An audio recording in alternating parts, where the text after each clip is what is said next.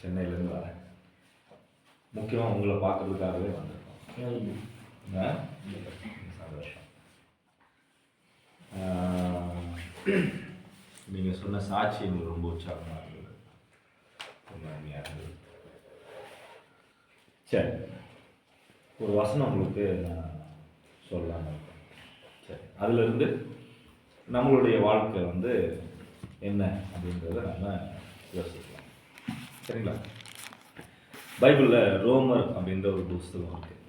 ரோமர் அப்படின்ற ஒரு புஸ்தகம், அது தமிழ் பைபிளுக்குள்ள சரி, நான் நம்பர் சொல்கிறேன்.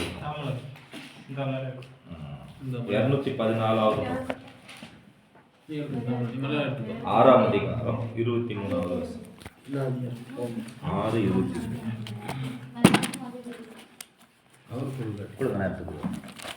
மலையாளம் தெரியாது.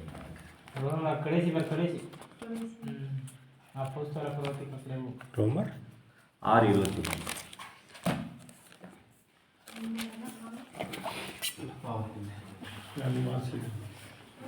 நீங்க வாசிக்கிறது ரோமர் 6:23. கவனிங்க, கேளுங்க. பாவத்தின் சம்பளம் மரணம், தேவனுடைய கிருபை வரமோ நம்முடைய கர்த்தராகிய இயேசு கிறிஸ்துவினால் உண்டான நித்திய ஜீவன். ஓகே, திரும்ப நான் வாசிக்கிறேன், கேளு. பாவத்தின் சம்பளம் மரணம். சொல்லுங்க. பாவத்தின் சம்பளம் மரணம். பாப்பம்மா சொல்லுங்க. பாவத்தின் சம்பளம் மரணம். சம்பளம் என்ன? கூலி. சூப்பரா சொன்ன. கூலி என்னடா? வேலை செஞ்சா என்ன கிடைக்கும்? கூலி கிடைக்கும். சில பேர் வந்து தினக்கூலிக்கு வேலை செய்வாங்க இல்லையா? சில பேர் வார கூலிக்கு வேலை செய்வாங்க. சில பேர் மாச சம்பளத்துக்கு என்ன பண்ணுவாங்க? வேலை செய்வாங்க. ஸோ வேலை செஞ்சா என்ன உண்டு?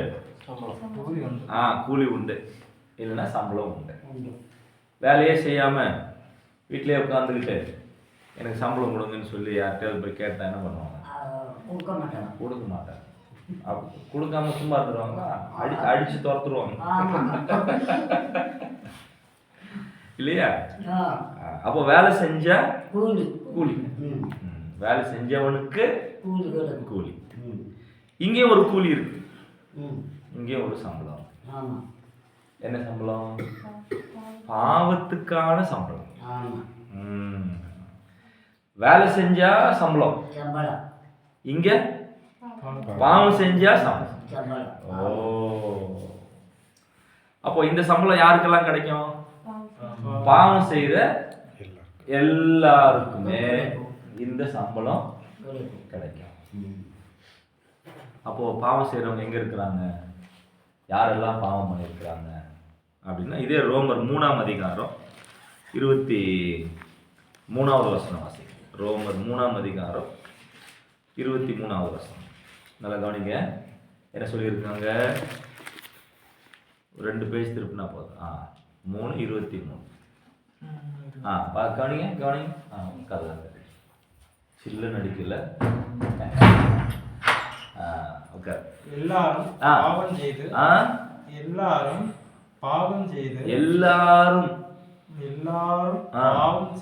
எல்லாரும் என்ன பண்ணிருக்கிறாங்க? பாவம் செய்து. எல்லாரும் பாவம் பண்ணிருக்கிறாங்கன்னா சென்னையில் இருக்கிறவங்களும் பாவம் பண்ணிருக்கிறாங்க, கோயம்புத்தூர்ல இருக்கிறவங்களும் பாவம் செஞ்சிருக்கிறாங்க, பாலக்காடுல இருக்கிறவங்களும் பாவம் பண்ணிருக்கிறாங்க. இது மேல என்னது? கோழிக்கூடா? ஓ, அங்க இருக்கிறவங்களும் பாவம் பண்ணிருக்கிறாங்களோ? பண்ணிருப்பாங்க. சரி, இது என்ன ஊரு? அப்ப இங்க இருக்கிறவங்க பாவம் பண்ணிருக்காங்களா? பண்ணிருப்பாங்கல்ல, பைபிள் சொல்லுது பண்ணிருக்காங்க. அப்ப இந்த வீட்டுல இருக்கிறவங்க எல்லாரும் பாவம் பண்ணிருக்காங்களா?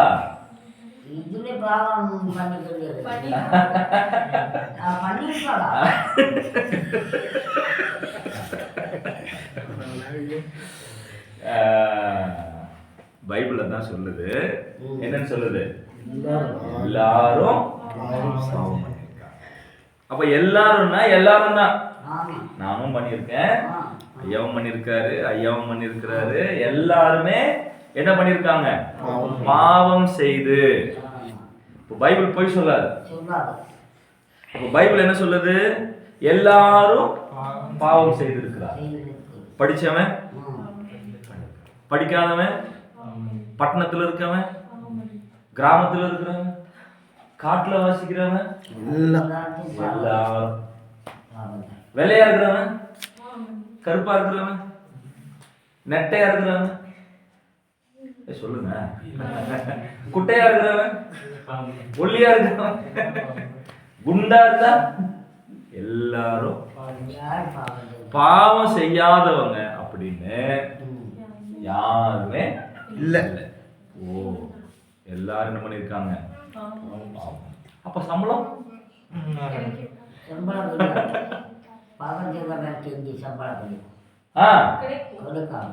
பாவத்தின் சம்பளம் மரணம் போட்டிருக்க.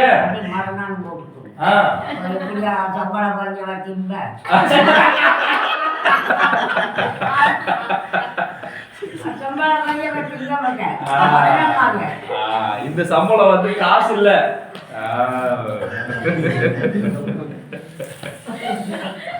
இந்த சம்பளம் வந்து எது கிடையாது, காசு கிடையாது. இந்த சம்பளம் என்னது? மரணம். இந்த சம்பளம் என்னது? மரணம். கவனி. அப்போ எல்லாருக்குமே என்ன உண்டு? இந்த கூலி உண்டு. உங்களுக்கும் என்ன உண்டு? இந்த சம்பளம் கிடைக்கும். மரணம்னா என்ன? மரணம்னா பூமிக்கு போறது. நமக்கு புரியுற மாதிரி சொல்லணும்னா சாவு. என்னது? சாவுனா என்ன?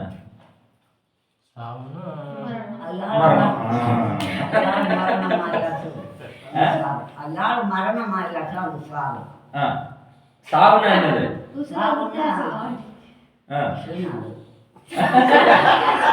என்னது? என்ன சொன்னாங்க?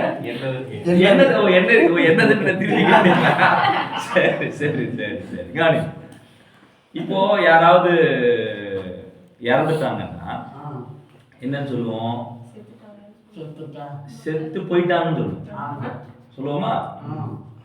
என்ன போயிட்டான்? உசுறு போயிடுச்சு. அப்போ இந்த உடம்புல இருந்து உசுறு என்ன ஆகுது? பிரிஞ்சு போகுதுல்ல.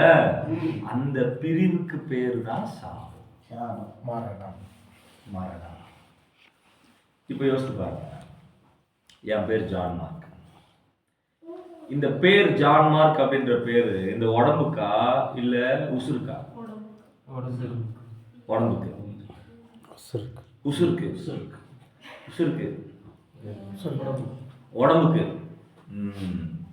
அப்போ ஓட்டு எடுத்துடலாம். கவனி. இப்போ நான் செத்து, சும்மா நினச்சிக்க, ஓகே, நான் செத்து போயிட்டேன்னு வைங்களேன். இப்போ என்னை படுக்க வச்சாங்கன்னு வைங்க, என்னன்னு கூப்பிடுவீங்க? John mark படுத்துருக்குறான்னு கூப்பிடுவீங்களா? அதுக்கு பேர் என்னது? சவம். ஜான் மார்க் படுத்துருக்குறான்னு சொல்ல மாட்டாங்க. அப்ப ஜான் மார்க் யாரு? அந்த உசுறு போனா இல்ல, அந்த போனவன் தான் யாரு? John mark. John mark. அப்ப அந்த உடம்ப விட்டு அந்த ஜான் மார்க் போறான் பாத்தீங்களா? அந்த பிரிவு, அந்த பிரிவுக்கு பேர் தான் என்னது? மரணம். மரணம். அப்போ மரணம்னா என்ன? பிரிவினை, பிரிவு. சரியா? இப்ப இங்க சொல்லி இருக்கிற மரணம் வந்து, நல்லா கவனிங்க, இங்க இருக்கிற மரணம் வந்து இந்த உடம்ப விட்டு உசுறு பிரியுது இல்ல, அத பத்தி சொல்லல. இந்த உசுறு தேவனை விட்டு பிரிஞ்சு நரகத்துக்கு போற அந்த மரணத்தை பத்தி சொல்லியிருக்கு. இது ரெண்டாவது மரணம் அப்படின்னு பைபிள் சொல்லுது. என்ன என்ன மரணம்? ரெண்டாவது அப்படின்னா இந்த உடம்புல ஒரு வாட்டி செத்து போயிட்டு தேவனை விட்டு ஒரு நாள் பிரிஞ்சு நரகத்துக்கு போறான் பாத்தீங்களா, அது 2வது மரணம். அங்க யாரெல்லாம் போவா? பாவம் செய்றா. ஐயா நீ லைன்ல இருக்கிற நீ சதீஷ் லைன்ல இருக்க. அங்க யார் நரகத்துக்கு யார் போவா? வாமா உள்ள வா.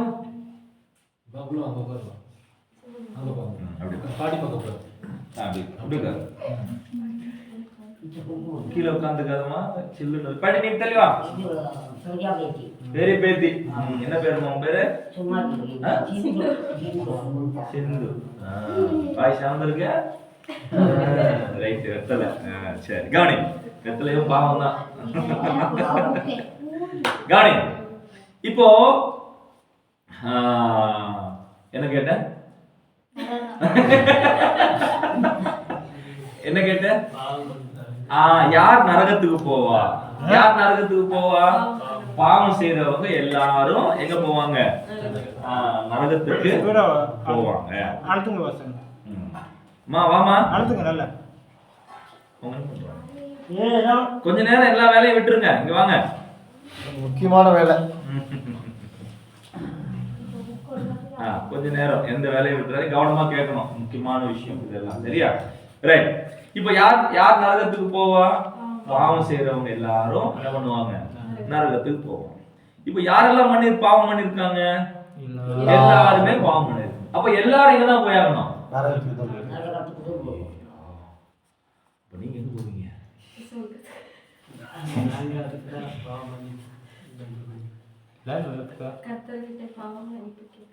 இன்னும் அங்க போல. கொஞ்சம் பயமா இருக்குல்ல? கொஞ்சம் பயமா இருக்கு. நரகத்துக்கு போகணும் அப்படின்னு உடனே என்ன வருது? அப்ப நான் எங்க போக கூடாது? நரகத்துக்கு போக கூடாது. நல்ல கவனம். ஒருவேளை நீங்க கேட்கலாம், நான் என்ன பாவம் பண்ணேன்? உங்க யோசனை வருதா இல்லையா? நான் என்ன பாவம் பண்ணேன்? அதாவது நான் பாவம் செய்யறதுனால பாவி இல்லை. நான் பிறக்கும் போதே நான் பாவத்தோட தான் பிறக்கிறேன். நல்லா கவனிச்சுப்பா. குழந்தைங்களுக்கு கெட்டது சொல்லிக் கொடுக்குறீங்களா? சொல்லிக் கொடுக்குறீங்களா? ஆனா அவன் எங்க கத்துக்கிறான்?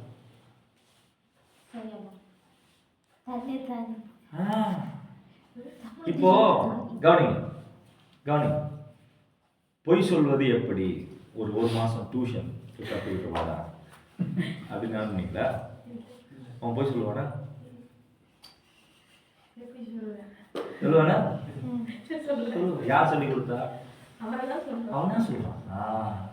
அப்ப அவனுக்குள்ள என்ன இருக்கு? பாவம். சொல்றது புரியுதுங்களா? அப்ப அந்த வயசுல இருந்து உங்களுக்குள்ள என்ன இருந்திருக்கு? இருந்திருக்கோம் இல்ல இருக்கு. அப்ப எல்லாருக்குள்ளயும் என்ன இருக்கு? இந்த பாவம் எனக்கு எப்படிடா வந்தது அப்படின்னா, பைபிள் சொல்லுது ஒரே மனுஷனாலே பாவம் வந்தது. அந்த ஒரு மனுஷன் யார் அப்படின்னா, இந்த உலகத்துல கடவுள் படைத்த முதல் மனுஷன் ஆதாம். சரிங்களா? அவன் செய்த பாவம் அவனுடைய பிள்ளைகளுக்கு அவனுடைய பிள்ளைகளுக்கு அவனுடைய பிள்ளைகளுக்கு அவனுடைய பிள்ளைகளுக்கு இப்போ யார் வரைக்கும் வந்துருச்சு? யார் வரைக்கும் வந்துருச்சு? நம்ம வரைக்கும் வந்துருச்சு. அது எப்படி வரும்? கேள்வி கேட்கணும். அது எப்படி வரும்? நான் கேட்கிறேன். நல்ல பாம்பு இருக்குல்ல, பார்த்துருக்கீங்களா? பார்த்துருக்கீங்களா? நல்ல பாம்பு. நல்ல பாம்பு, நாகப்பாம்பு. அது முட்டை போடும். முட்டை போடும். பாட்டிக்கு தெரிஞ்சு முட்டை போடும். அந்த நல்ல பாம்பு இல்ல நாகப்பாம்போட முட்டை எடுத்து, உங்க வீட்டுல கோழி இருக்கா? கோழி முட்டை வச்சதுக்கு அப்புறம் அடகாக்குமா? அது அடகாக்கும் போது இந்த சும்மா நினைச்சுக்கோ, நீ வைக்காத, சும்மா நினைச்சுக்கோ. சரி,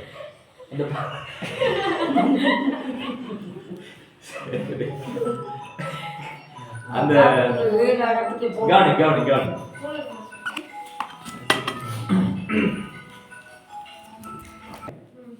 கோழி அழகாக்கும் போது அது கீழே என்ன பண்றீங்க? அந்த முட்டைய வைக்கிறீங்க.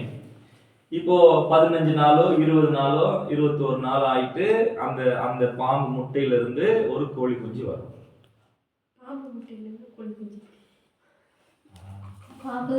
நல்ல கேள்வி. என்ன வரும்?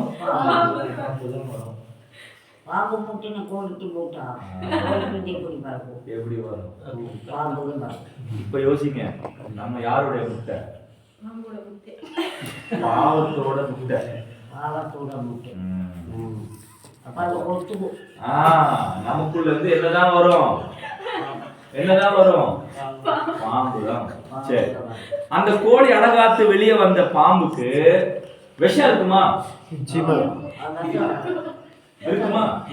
அது கடிச்சா செத்து போயிடுவாங்களா? சரி, ரொம்ப சரி, ரைட், கவனி. இப்போ அந்த பாம்பு கடிச்சாலும் என்ன ஏறும்? ஏன்னா கோழி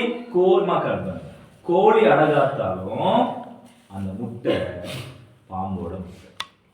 நம்மளுடைய அப்பா அம்மா நம்மளை பெற்றாலும் நமக்குள்ள இருக்கிற அந்த விதை அதனாலதான் பிறக்கிற எல்லாருமே எதோட பிறக்கிறாங்க? பாவத்தோட பிறக்கிறாங்க. என்னாச்சு? அப்போ பாவம் எல்லாரும் செஞ்சிருக்கிறாங்க. பாவத்துக்கு உண்டான சம்பளம் எல்லாருக்குமே உண்டு. எல்லாருமே எங்க போறாங்க? நரகத்துக்கு தான் போறாங்க. அப்போ நீயும் சரி நானும் சரி எல்லாரும் எங்க தான் போயாகணும்? நரகத்துக்கு தான் போயாகணும். இது கிளியர் ஆயிடுச்சு. ஐயோ, அப்ப நான் என்ன பண்றது? அப்ப நான் எங்க போனோம்? நரகத்துக்கு தானே போகணுமா? பாம்பு கொத்தியாச்சு. அப்போ பாம்பு கொத்துனா என்ன ஏறிடும்? விஷம் ஏறிடும். அப்போ பாவத்தினால என்ன உண்டாகுது? மரணம் உண்டாகுது, சாவு உண்டாகுது. இப்போ அங்க என்ன சொல்றாரு அப்படின்னா, ரெண்டாவது இன்னொரு விஷயம் இருக்கு. என்ன விஷயம்னா, தேவனுடைய கிருபை வரமோ, கிருபை வரம் அப்படின்னா அந்த இடத்துல கிஃப்ட் அப்படின்னு சொல்லியிருக்கு. கிஃப்ட் இல்லையா? பொதுவா எப்போ கிஃப்ட் கொடுப்பாங்க? திருமணம் ஜெயிச்சா கிஃப்ட் கொடுப்பாங்க, கிறிஸ்மஸ்க்கு கிஃப்ட் கொடுப்பாங்க, கிறிஸ்மஸ் கிஃப்ட் கொடுப்பாங்க, பர்த்டேக்கு கிஃப்ட் கொடுப்பாங்க, வெட்டிங் டேக்கு கிஃப்ட் கொடுப்பாங்க, நியூ இயருக்கு கிஃப்ட் கொடுப்பாங்க. இப்போ கிறிஸ்மஸ் வருது, நியூ இயர் வருது, கல்யாணம் அழைப்பையா அதெல்லாம்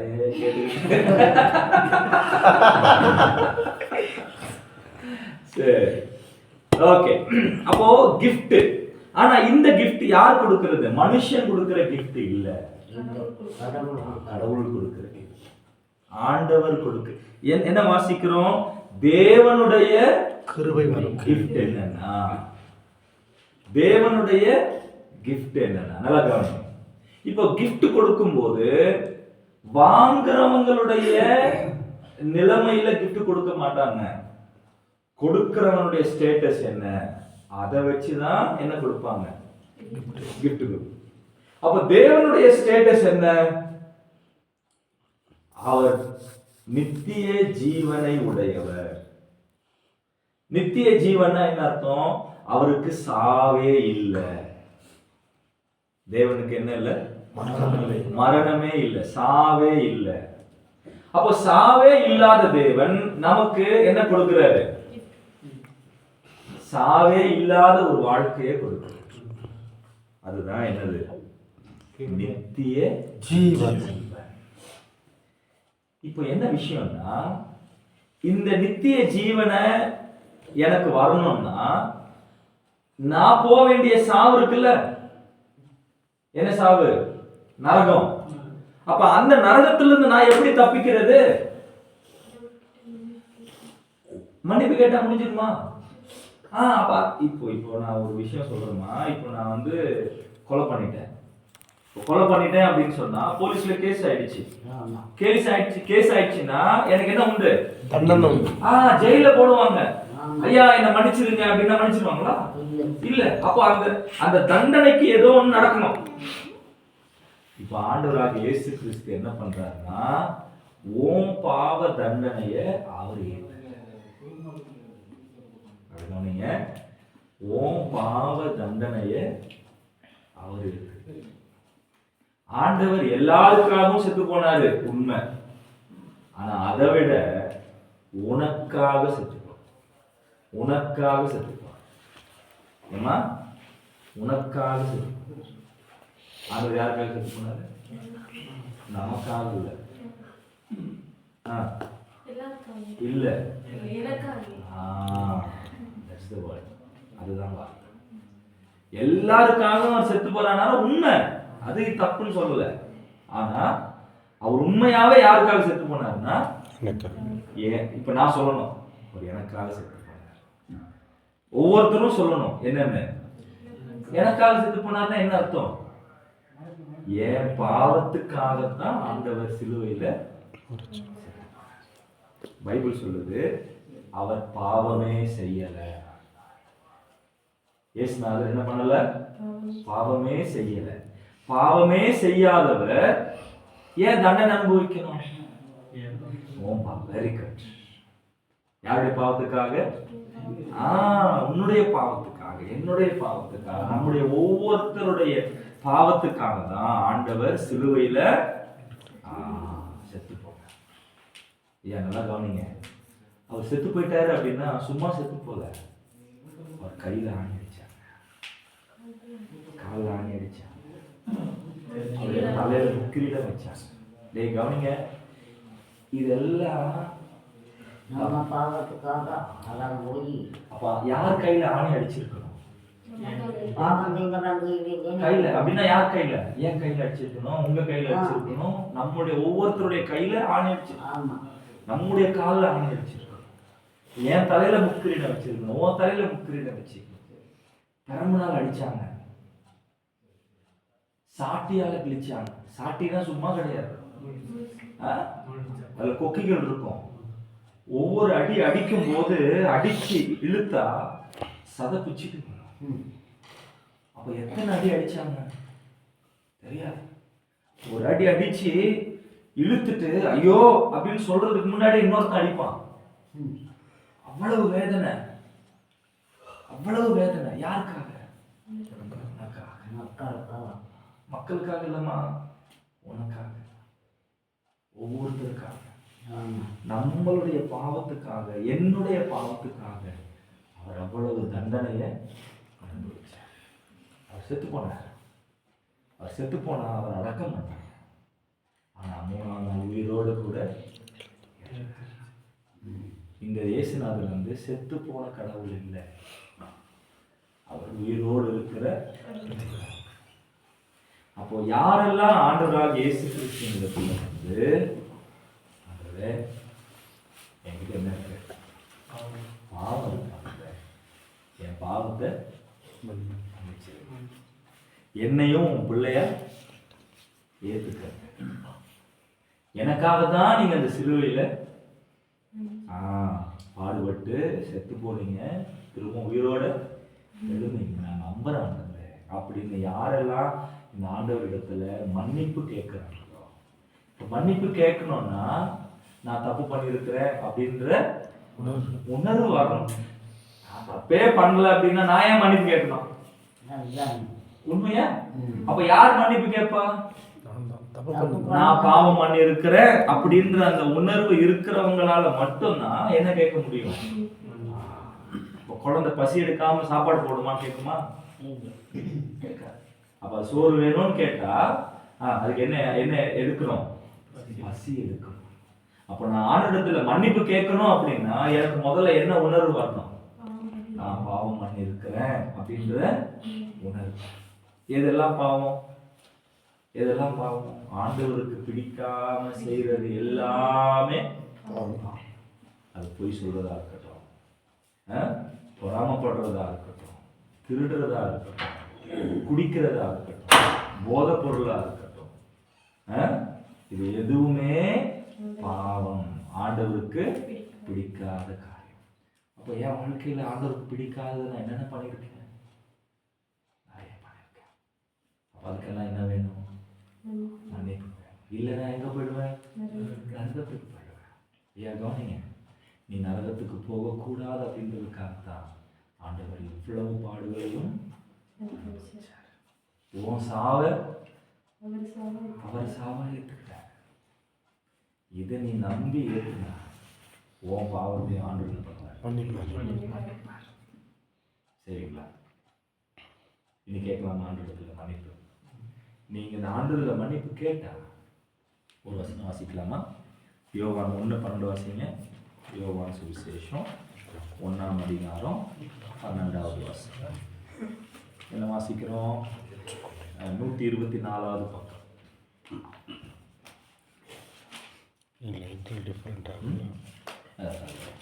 வேற மாதிரி அதான் யோவான் 1:12 அந்த கீழே வர நல்லா கவனிங்க.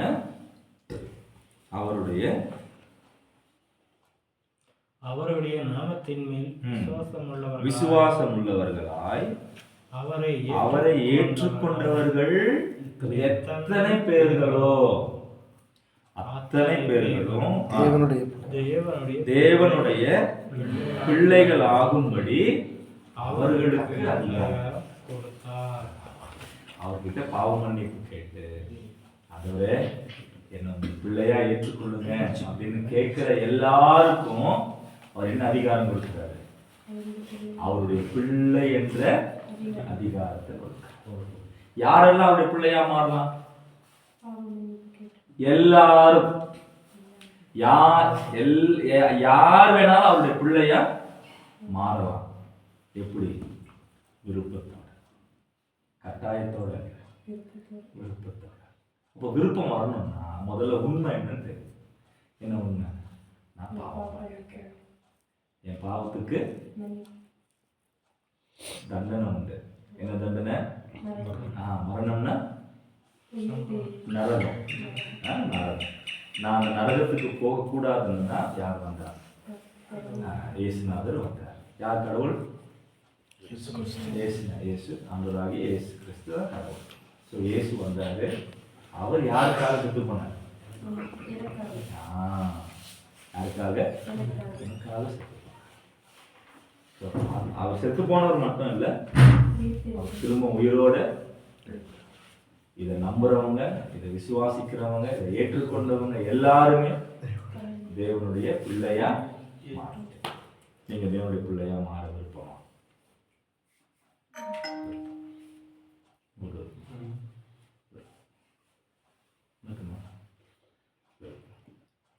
எப்போ?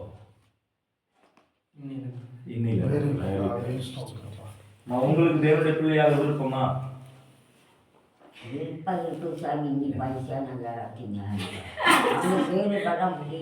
எங்க? நீ அங்க வர வேண்டாம். நீ அங்க வர வேண்டாம். இங்க இங்க இருந்தே தேவனுடைய பிள்ளையா மாறலாம். மாறியா?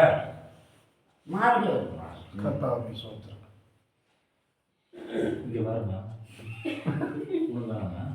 இது அங்கே போகுது. பொட்டிக்காலம் எங்க போகுது? பொட்டிக்காலே இப்போ கட்டி கொடுத்துருக்கோம். சரி, இப்போ இப்போ அவங்க வேண்டாம்னு சொல்றாங்க. ஆனால் உண்மையை கேளு. சரியா? ஆண்டவர் உன்னை நேசிக்கிற, உன்னை நேசிக்கிற கவனிக்கிறியா?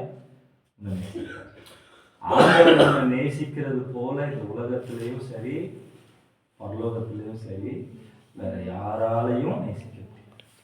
உன் மேல எவ்வளோ அவருக்கு பாசம்னா அவர் உயிர் கொடுக்குற அளவுக்கு உன் மேல அவருக்கு பாசம் ஆச்சு. சொல்றது புரியுதா? அப்ப அவர் விட்டுறாரு. சரியா? இன்னைக்கு நீ கேட்டிருக்க, பரவாயில்ல. உனக்கு எப்போ விருப்பம் வருதோ அப்படி ஆண்டவரத்தில் என்ன பண்ணலாம்? கேட்கலாம். சரியா? சரி, எல்லாரும் பண்ணணும். எல்லாரும் முடி போட முடியுமா?